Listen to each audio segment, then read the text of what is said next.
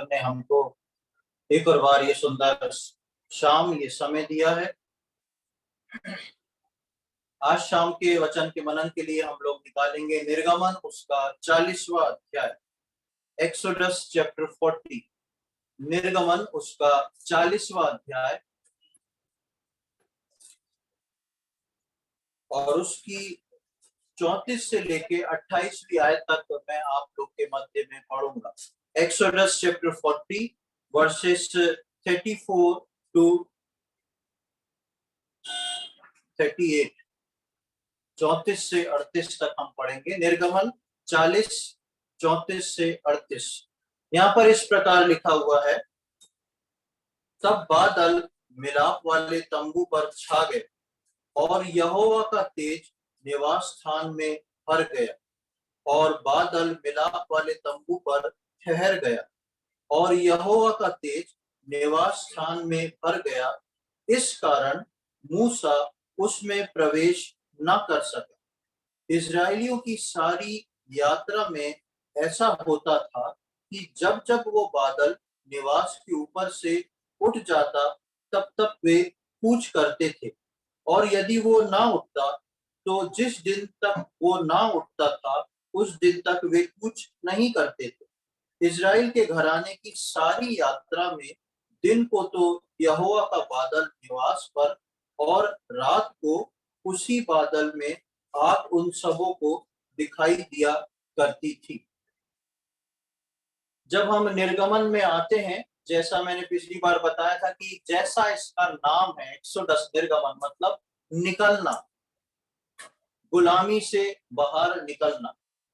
वहां का एक काफी आगे आके इस बात को हम 40वें अध्याय में पाते हैं कि परमेश्वर का जो एक मिलाप वाला तंबू था, टाबरनेकल, मिलाप वाला तंबू, एक टेंट बनाया था जिसके अंदर परमेश्वर का बाहरी आंगन, पवित्र स्थान और परम पवित्र स्थान, यानी कि हम आज के समय में कहें तो एक मंदिर बनाया था, एक छोटा सा चर्च बनाया।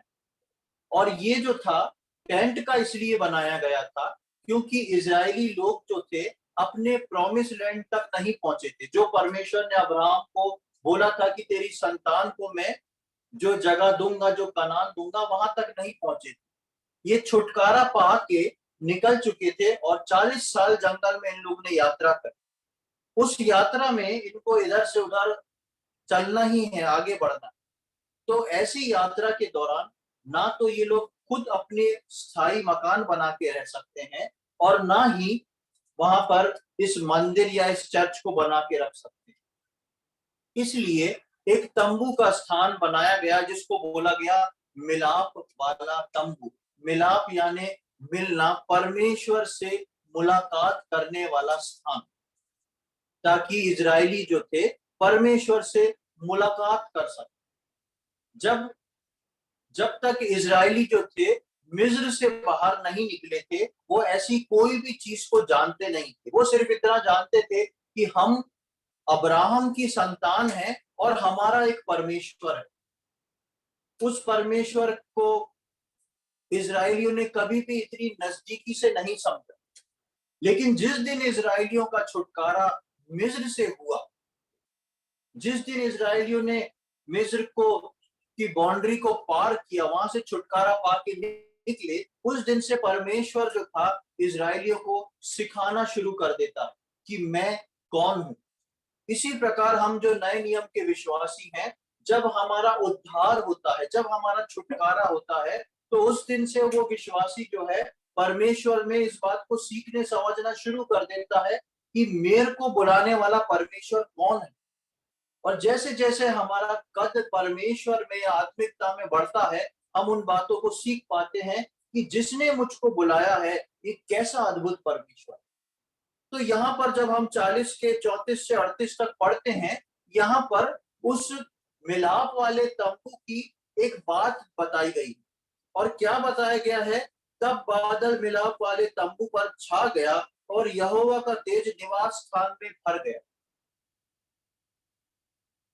परमेश्वर जो था इजरायलियों को जब लेके चला, तो दिन में वो बादल जो था इजरायलियों के ऊपर छांव बन के चलता था, और वो उनको एक डायरेक्शन दिखाता था, जहां जहां वो बादल बढ़ता था ये इजरायली जो थे उसके पीछे पीछे उस छाव में बढ़ते जाते थे।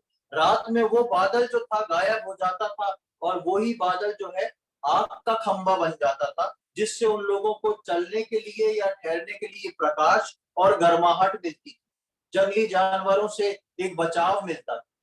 लेकिन जब परमेश्वर ने मिलाप वाला तंबू बना दिया, कुछ समय तक ये लोग ऐसे ही यात्रा की।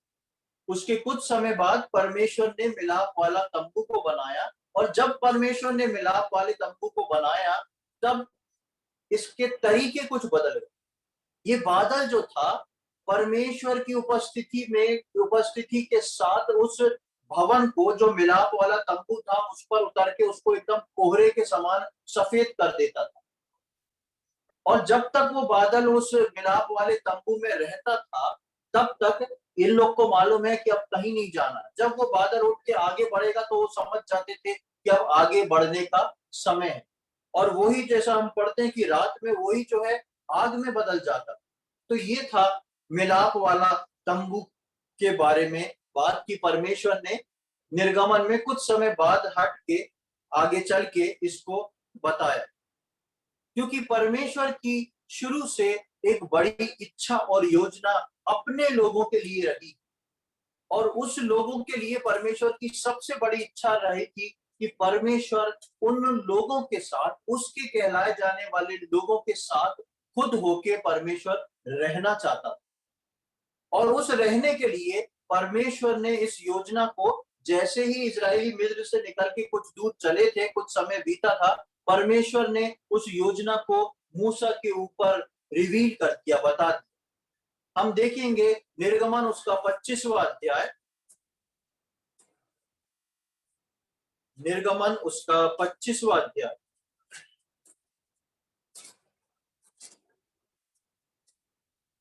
और उसकी 8वीं और 9वीं आयत को हम पढ़ेंगे। Exodus chapter 25 verse 8 and 9। यहाँ पर इस प्रकार लिखा है, और वे मेरे लिए एक पवित्र स्थान बनाए कि मैं उनके बीच निवास करूं। जो कुछ मैं तुझे दिखाता हूं, अर्थात निवास स्थान और उसके सब सामान का नमूना, उसी के अनुसार तुम लोग उसे बनाना। जब मूसा जो था सीने पर्वत पर गया और परमेश्वर मूसा को एक बात बोलता है, और परमेश्वर मूसा को बोलता है कि मैं तुम्हारे साथ रहना चाहता हूं, मेरे लिए एक पवित्र स्थान बनाए कि मैं उनके बीच में निवास करूं।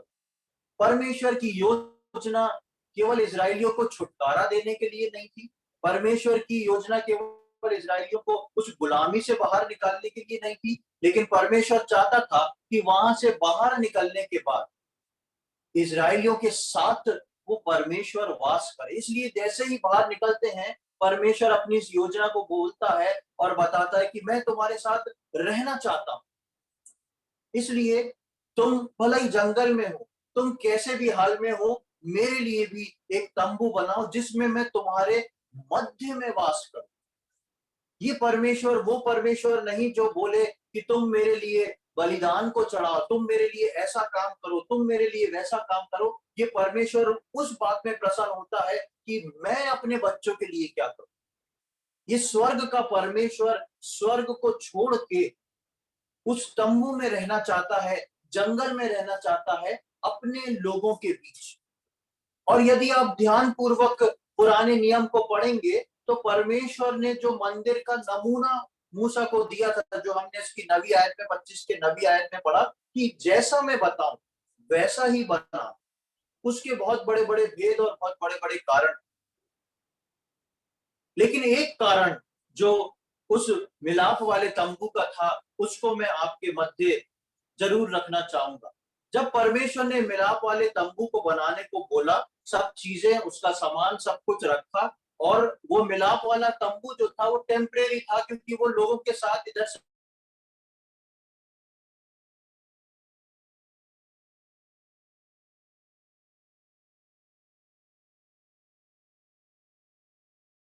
जब तुम बना लोगे, क्योंकि मैं चाहता हूं कि मैं मनुष्यों के बीच में डेरा करूं, मनुष्यों के साथ या मनुष्यों के एक तरफ डेरा नहीं करूं, मैं मनुष्यों के बीच में डेरा करूं। और उस बीच में डेरा करने के लिए परमेश्वर ने इजराइल के 12 गोत्रों को बांट दिया। परमेश्वर ने इजराइल के 12 गोत्रों के लिए बता दिया था कि किस गोत्र को किस दिशा में रहना है, किस साइड रहना है, जिससे मिलाप वाले तंबू के चारों ओर इजरायली रहें और बीचों बीच में परमेश्वर रहे। हम देखेंगे गिनती की किताब उसका दूसरा अध्याय, बुक ऑफ नंबर्स चैप्टर 2, गिनती की किताब उसका दूसरा अध्याय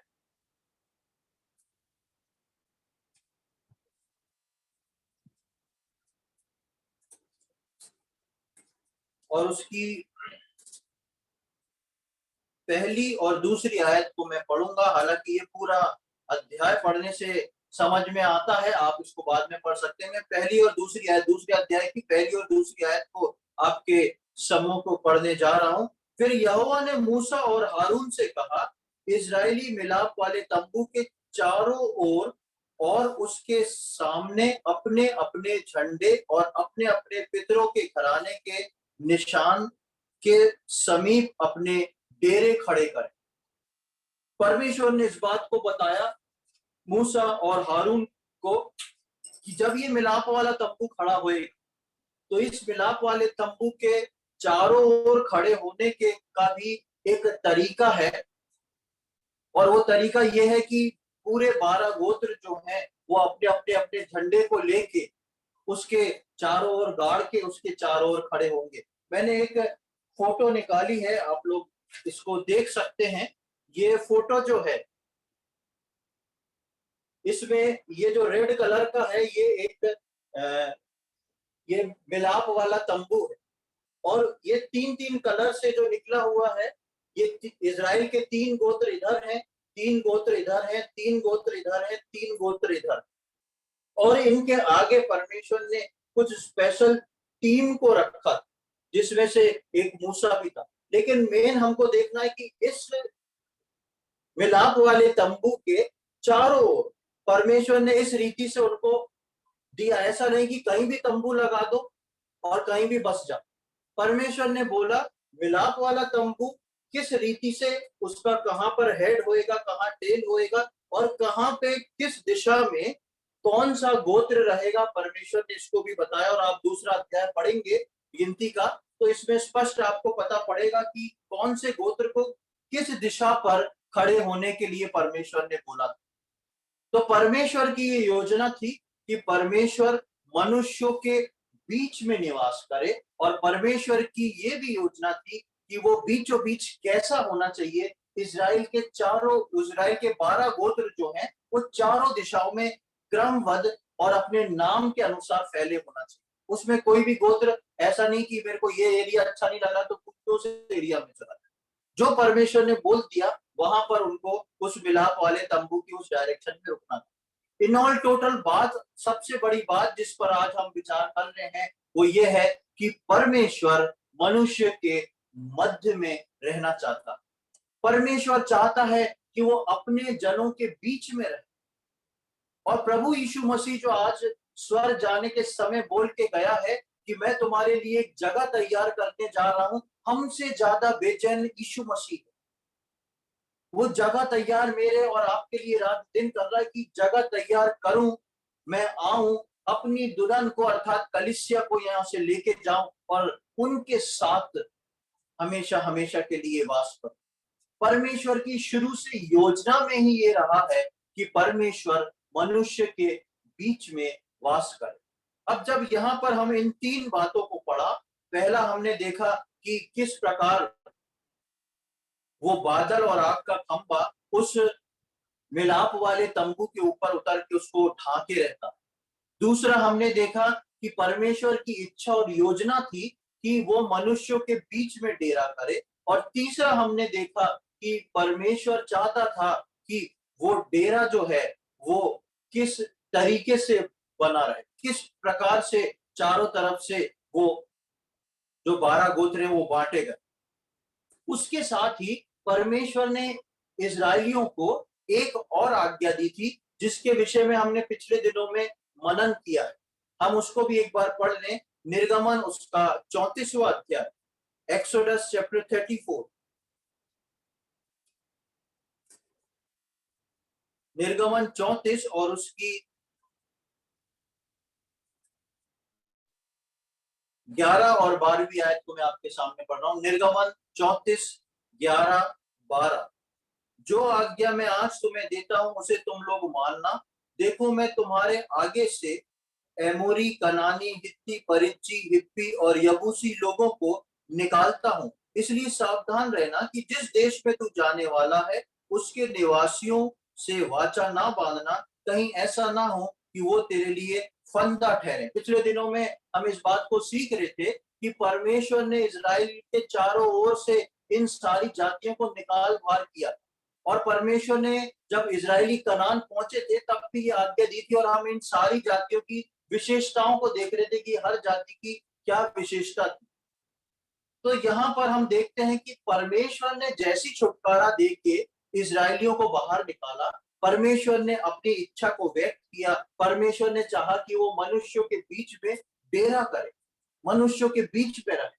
परमेश्वर ने चाहा कि वो मनुष्य उस डेरे में के साथ जब चारों ओर रहेंगे तो वो परमेश्वर के साथ संगति करे। और परमेश्वर ने इस आज्ञा के तहत उन जातियों को बाहर निकालने के लिए बोला।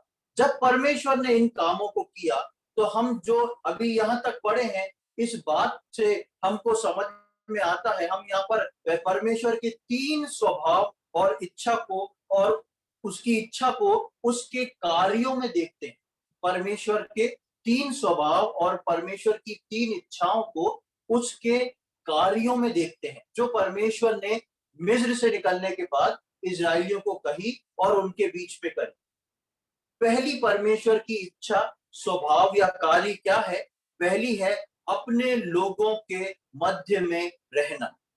परमेश्वर की पहली इच्छा है अपने लोगों के मध्य रहना। He wants to live among his people। वो अपने परमेश्वर अपने लोगों के मध्य में रहना चाहता है। दूसरी बात हम देखते हैं उसके स्वभाव में या उसके कार्य में, अपने लोगों के साथ संगति कर, अपने लोगों के साथ संगति करना। He wants to do fellowship with his people। अपने लोगों के साथ संगति रखना चाहता है। और तीसरी बात हमने देखी, अपने लोगों को दुनिया के लोगों से अलग करता है।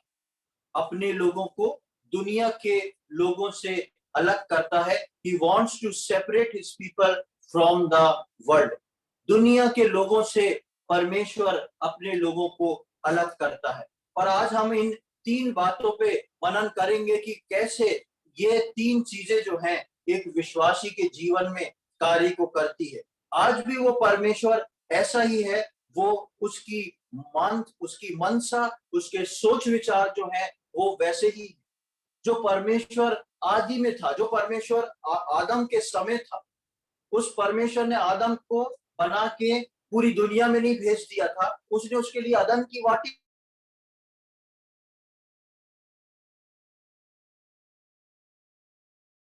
वो ही स्वभाव परमेश्वर ने मूसा के समय जैसे ही इजरायलियों को छुटकारा दिया, अपने उस स्वभाव को फिर से झलकाया, फिर से दिखाया कि मैं तुम्हारे मध्य में रहना चाहता हूँ, तुम्हारे साथ संगति रखना चाहता हूँ और सांसारिकता को तुम्हारे जीवनों से दूर करना चाहता हूँ।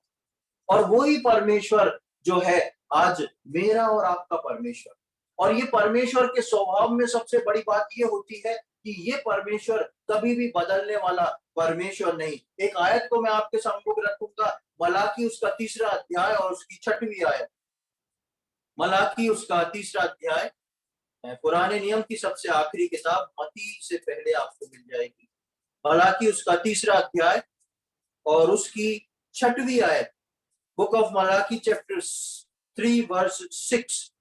क्योंकि मैं यहोवा बदलता नहीं, इसी कारण हे याकूब की संतान तुम नष्ट नहीं।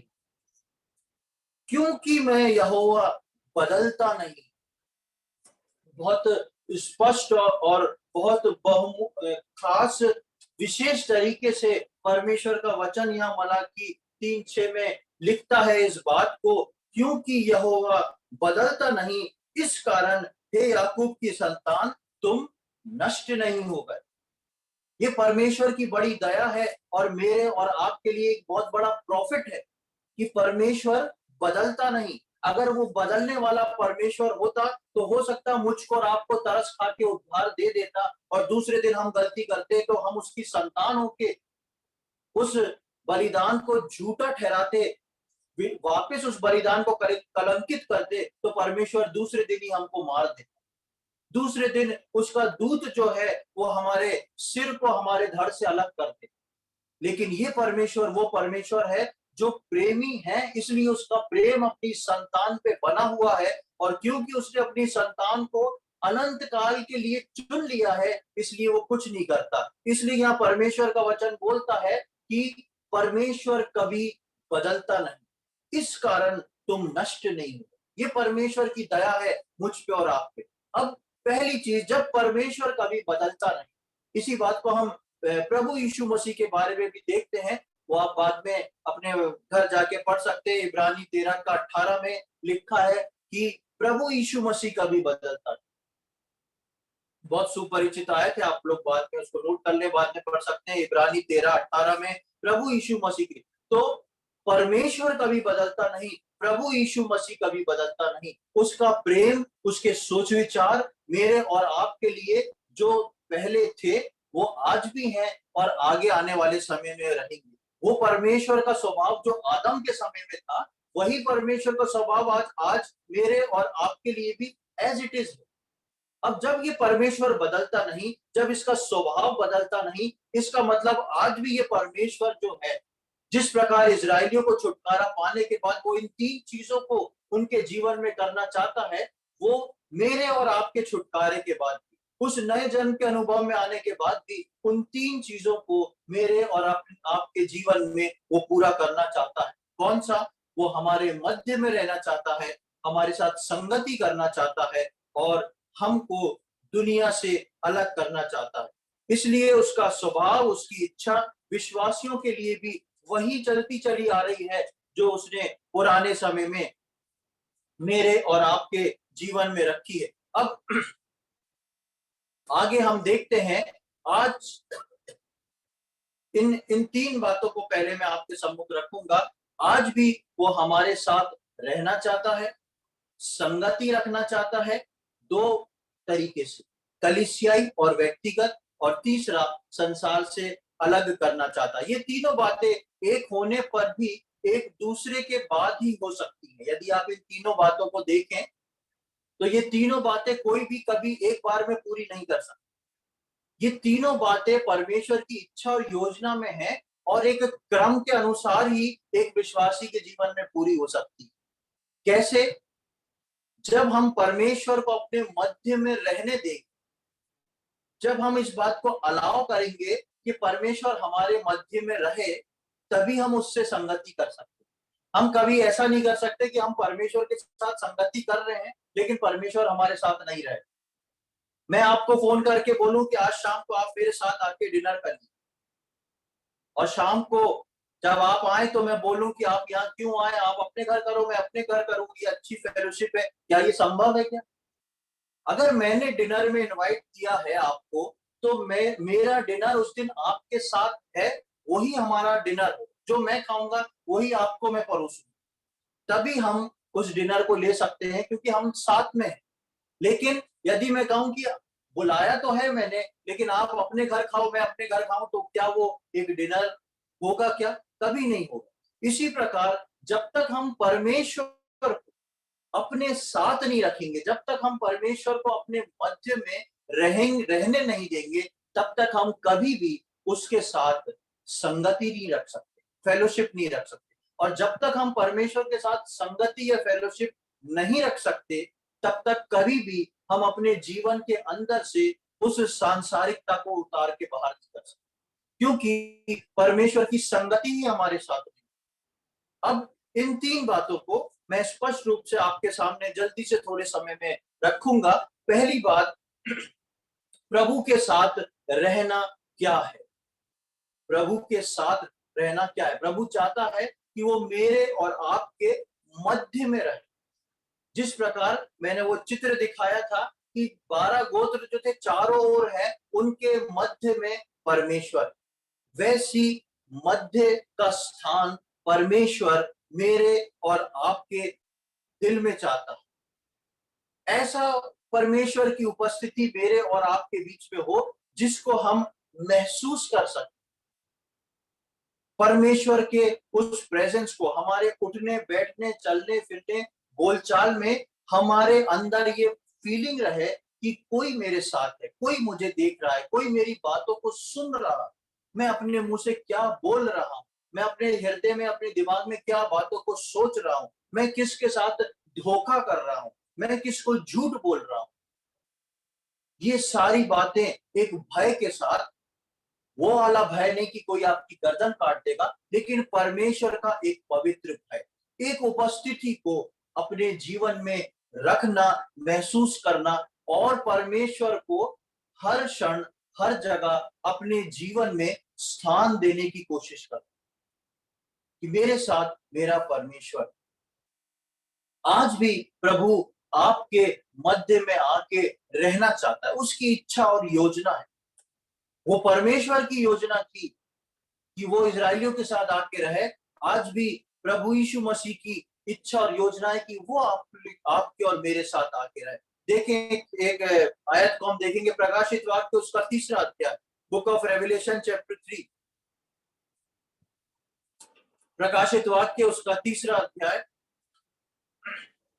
और उसकी 20वीं आयत को हम यहाँ देखेंगे। रेवलेशन चैप्टर 3 वर्स 20, देख मैं द्वार पर खड़ा हुआ खटखटाता हूँ, यदि कोई मेरा शब्द सुनकर द्वार खोलेगा तो मैं उसके पास भीतर आकर उसके साथ भोजन करूंगा और वो मेरे साथ।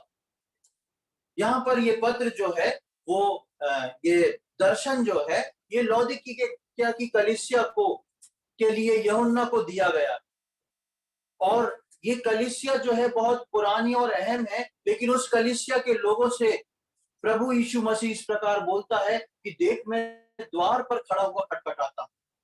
और अंत के समय की कलीसिया का एक मॉडल है ये।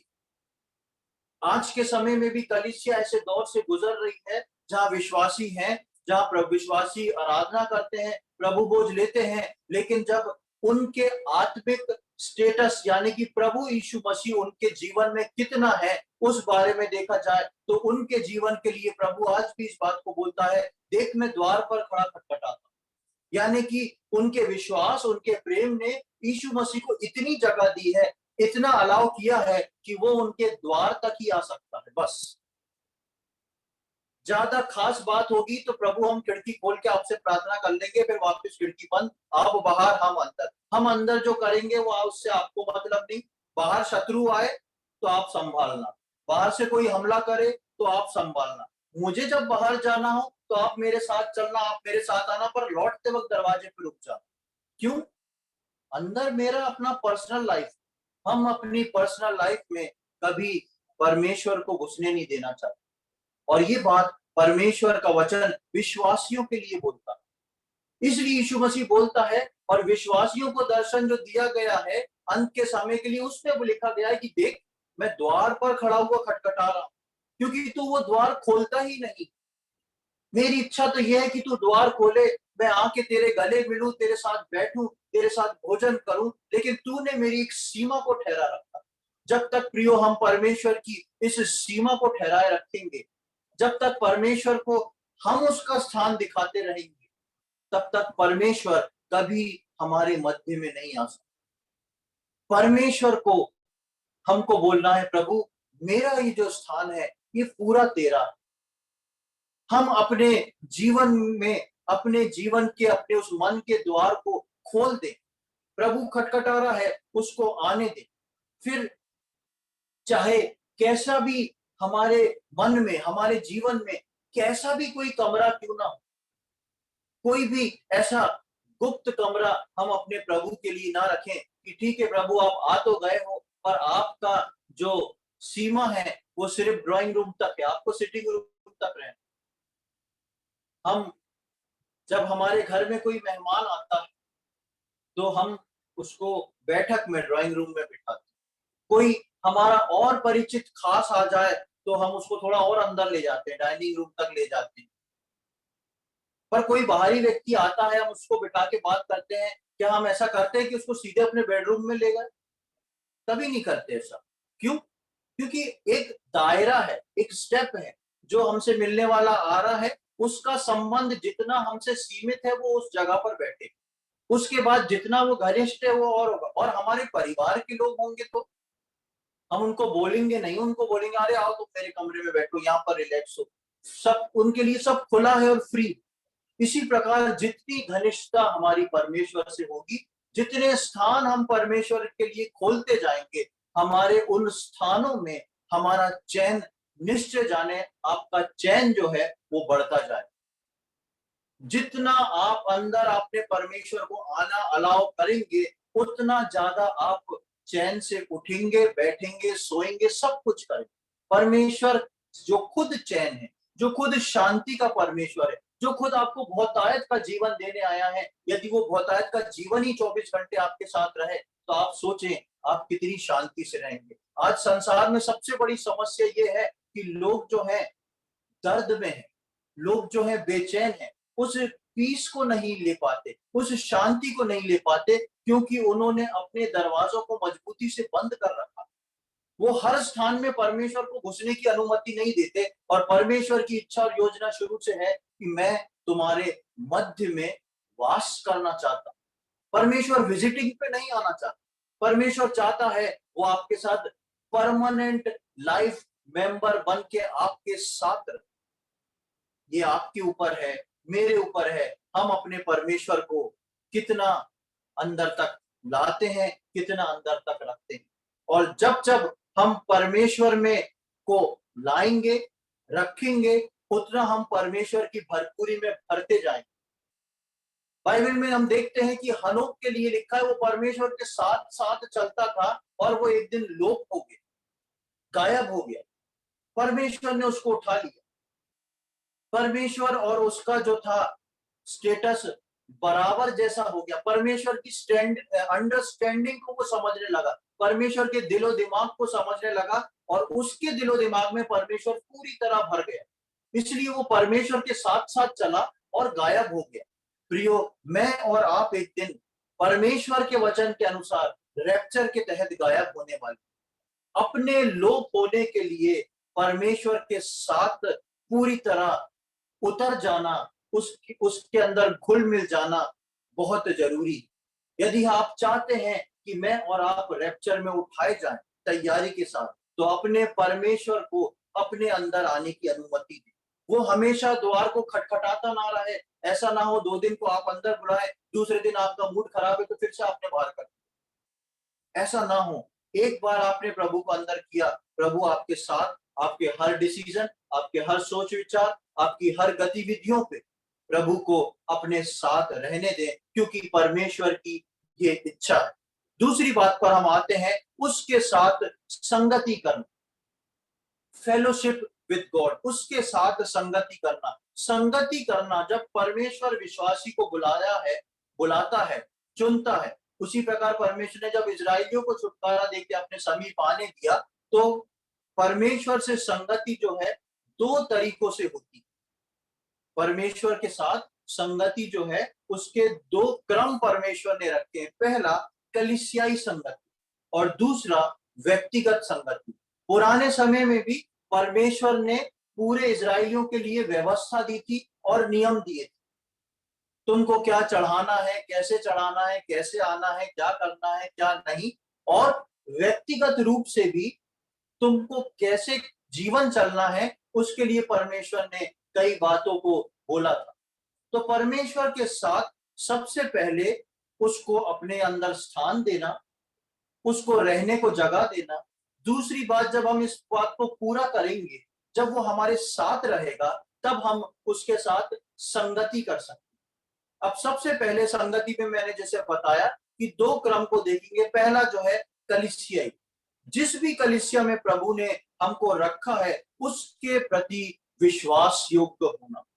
सबसे प्रथम बात आती है, जिस कलीसिया में परमेश्वर ने आपको छुटकारा देने के बाद, उद्धार देने के बाद बुलाया है, उस कलीसिया के प्रति आपको विश्वास योग्य होना है। उस कलीसिया के प्रति, उस कलीसिया के बपतिस्मा पाए हुए विश्वासी जो प्रभु बोध से भाग लेते हैं, उनके प्रति उन सदस्यों के प्रति और अपनी कलीसिया के प्रति हर बात में विश्वास योग्यता जो है वो परमेश्वर से आपकी संगति क्या है इसको जाहिर करती है। दूसरी बात हम देखते हैं कलीसिया में कि उसके अगुवे और सेवकों का आदर करना और उसकी उनकी अधीनता में रहे। परमेश्वर ने जिस कलीसिया में चुन के आपको पहुंचाया है उस कलीसिया में जो बुजुर्ग हैं, जो अगुवे हैं, उनका आदर करना, जो सेवक है उसकी बात मान के उसको इस बात को रख के कि परमेश्वर की ओर से हमको जो सेवक मिला ये परमेश्वर की ओर से वचन को लेके आ रहा है, दे रहा है, कलीसिया को गाइड कर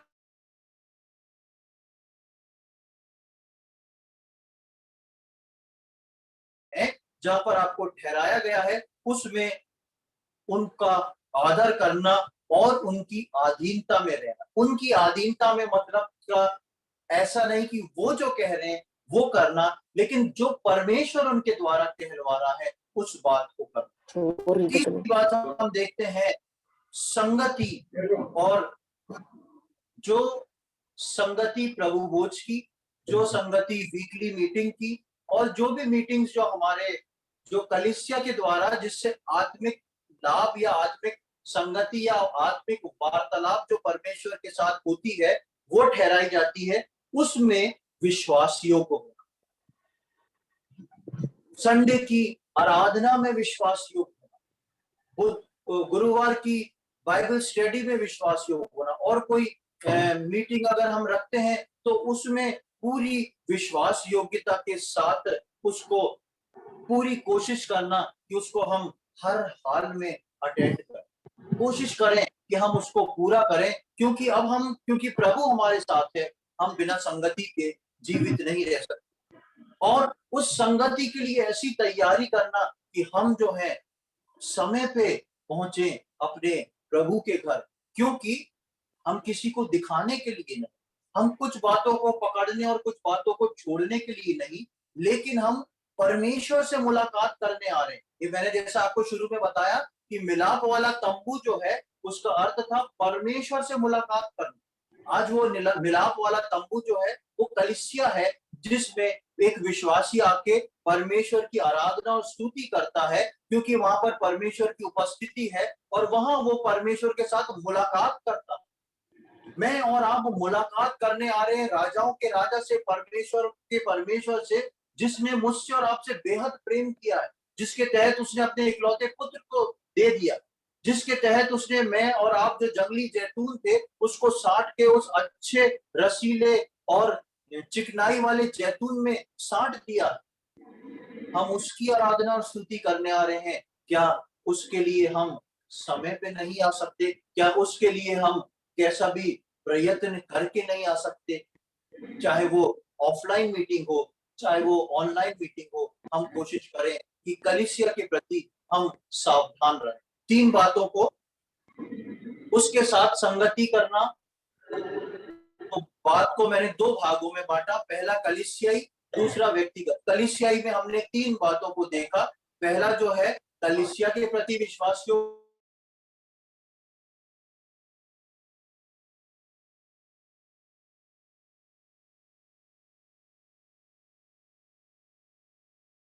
अपना समय प्रदान करना, उस समय पे आना और उससे चूकना नहीं और परमेश्वर के साथ संगति करना।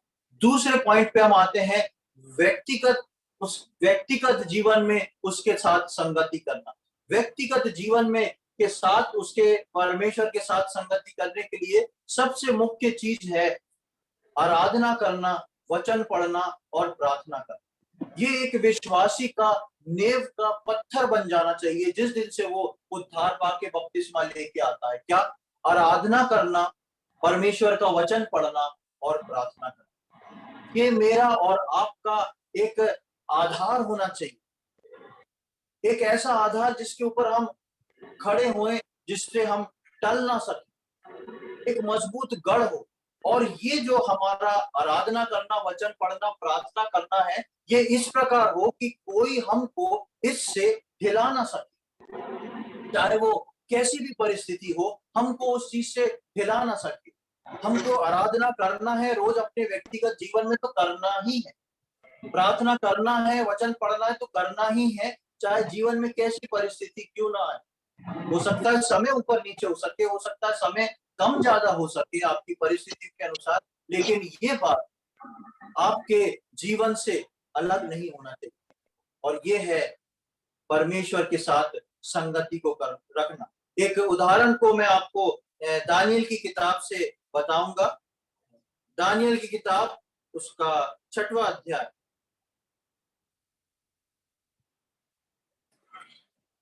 बुक ऑफ डैनियल चैप्टर 6, दानियल की किताब उसका 6वां अध्याय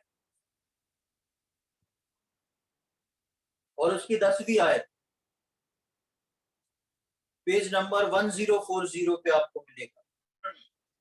दानियल की किताब उसका 6वां अध्याय उसकी 10वीं आयत, यहाँ पर इस प्रकार लिखा हुआ है, जब दानियल को मालूम हुआ कि उस पत्र पर हस्ताक्षर किया गया है, तब वो अपने घर में गया, जिसकी उपरोक्ति कोठरी की खिड़कियां यरूशलेम की ओर खुली रहती थी, और अपनी रीति के अनुसार जैसा वो दिन में 3 बार अपने परमेश्वर के सामने घुटने टेक कर प्रार्थना और धन्यवाद करता था, वैसा ही तब भी करता रहा।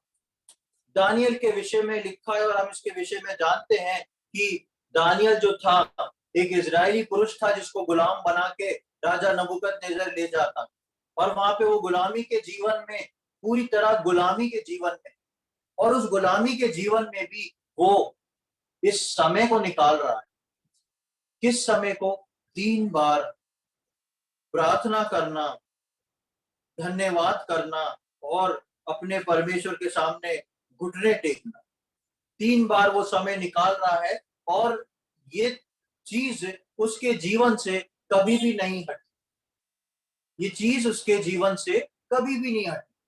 दानियल परमेश्वर से प्रेम करने वाला एक व्यक्ति था। दानियल अपने अपने परमेश्वर की उपस्थिति में रहता था। दानियल ने अपने जीवन में परमेश्वर को आने का मौका दे रखा था, उसके साथ संगति करता था, और मौका देने पे उसके साथ संगति करते करते वो संगति इतनी मीठी हो गई कि दानियल जो था उस संगति को मिस नहीं कर सकता। विश्वासी जीवन में भी कई बार हमको लगता है, अरे प्रार्थना करना है, अरे वचन पढ़ना है, लेकिन प्रिय इस बात को ध्यान रखें, जितना अंदर आप अपने परमेश्वर को आने देंगे, उतना मीठा आपका परमेश्वर से संगति का समय हो जाए। आप समय को ढूंढेंगे कि हम परमेश्वर की संगति करें, उसकी आराधना करें, उसके वचनों को, भले ही आप सुबह पढ़ चुके हो, चलते फिरते उठते बैठते आप उसके वचनों पे मनन करेंगे, ये क्यों लिखा था, इस वचन के द्वारा परमेश्वर क्या बोलना चाहता, और प्रार्थना करना। चाहे कोई भी परिस्थिति क्यों ना हो, चाहे हमारा मन खराब हो, चाहे हम गुस्से से भरे हों, चाहे हम खुशी से भरे हों, हम कोई भी मौके में इस चीज में कोई कमी ना छोड़े। अपने परमेश्वर के साथ व्यक्तिगत और कलीसियाई संगति को बनाए रहना मेरे और आपके लिए बहुत आवश्यक है। तीसरे पॉइंट को हम जल्दी से देखेंगे, दुनिया से अलग होना।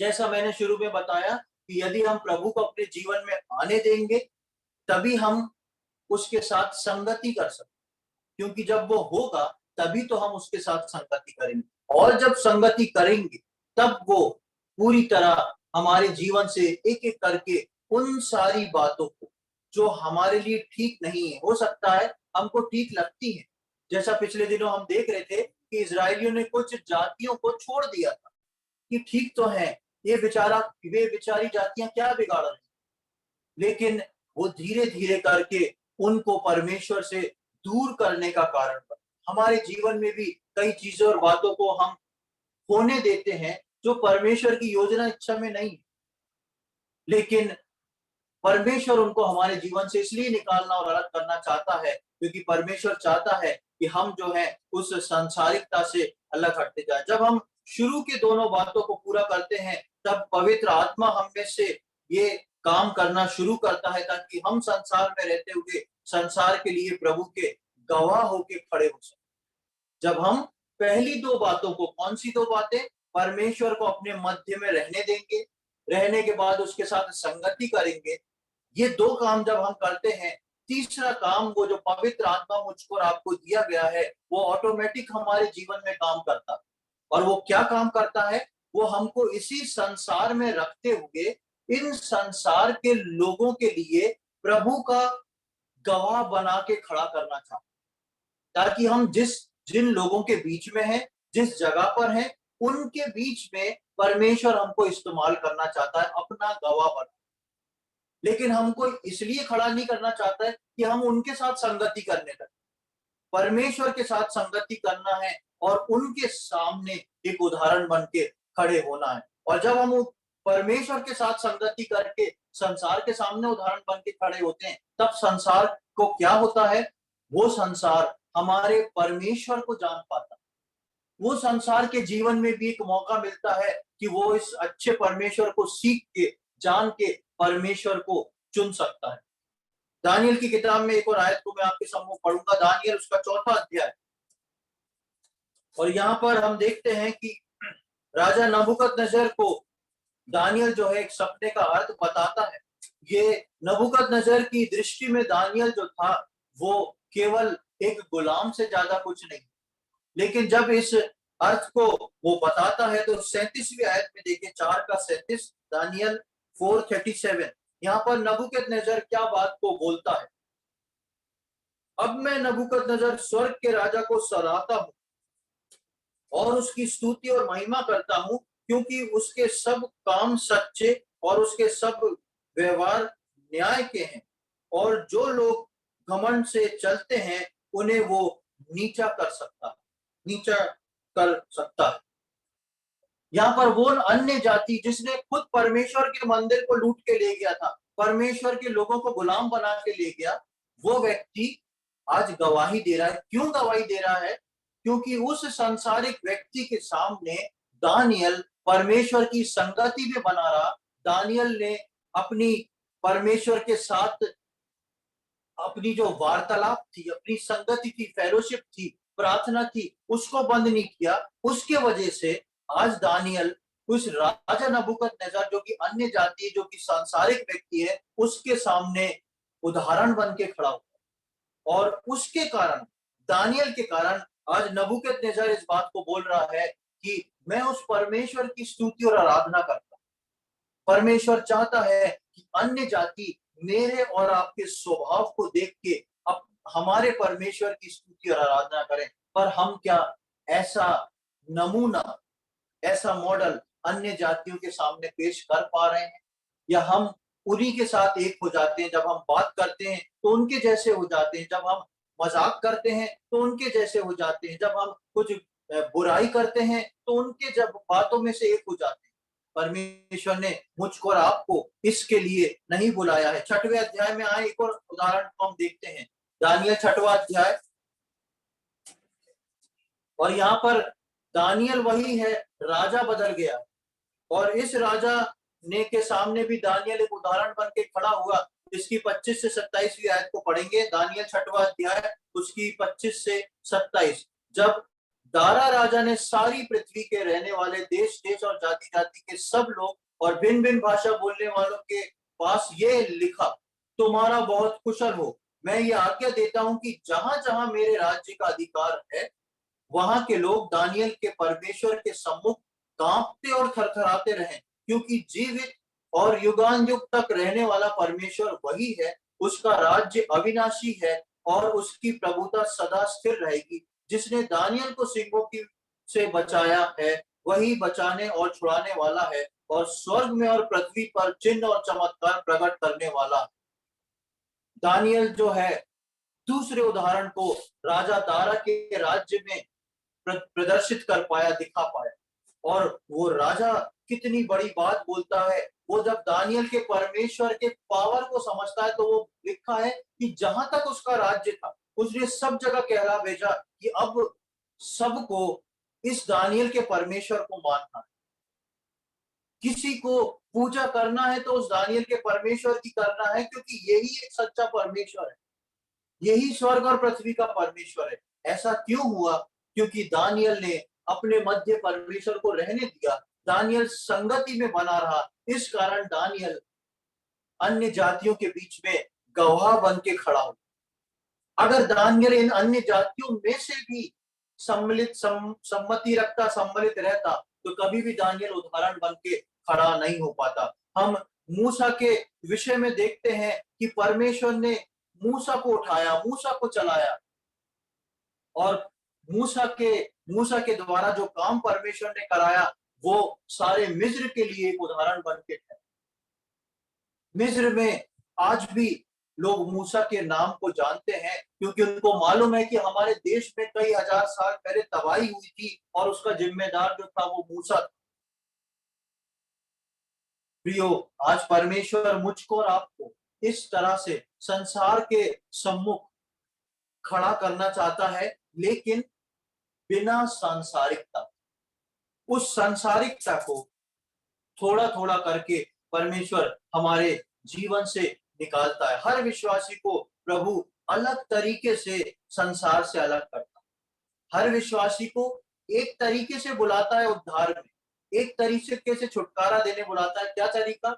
यीशु मसीह को अपना उद्धारकर्ता के रूप में ग्रहण कर।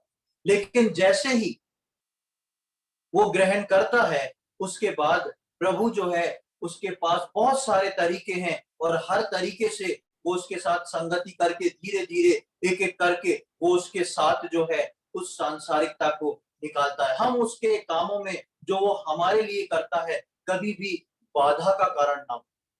हम बोले, प्रभु मैंने आपको अपने जीवन में स्थान दिया है, मैं आपके साथ संगति करता हूँ, आप मेरे जीवन से वो सारी बातें जो सांसारिकता प्रकट करती है, भले ही मेरे लाभ के लिए, पर उनको आप मेरे जीवन से अलग करें। यीशु बोला, पिता तेरी इच्छा पूरी हो। प्रभु यीशु मसीह गतसमनी के बगीचे में जब आखिरी प्रार्थना करता है तो वो बोलता है, प्रभु हो सके तो ये प्याला मुझसे टल जाए, पर मेरी नहीं बल्कि तेरी इच्छा पूरी हो। आज प्रियो, हम भी अपने जीवन में इस बात को प्रभु के सामने रखें। चाहे आप अपने घर जाके, चाहे आप अपने क्वाइट टाइम में, अपनी पर्सनल प्रार्थना में अपने प्रभु को बोले कि प्रभु मैं आज आपके विचारों को जान गया, मैं आपकी उन बातों को सीख गया। आपकी इच्छा है कि आप मेरे मध्य में वास करें, आपकी इच्छा है कि आप मेरे साथ संगति करें, आपकी इच्छा है कि आप उस सांसारिकता को मेरे जीवन से निकालें। मैं प्रभु अपने आप को आपके हाथों में सौंपता हूँ, मैं अपने दिल के दरवाजों को आपके लिए खोलता हूँ। आप मेरे हृदय में आए, आप बसें, आप मेरे साथ हर रोज संगति करें, और उस कार्य को, उस सांसारिकता को एक एक करके मेरे जीवन से निकालें, ताकि मैं आपके लिए उचित उदाहरण बन के खड़ा हो सकूं। प्रियो,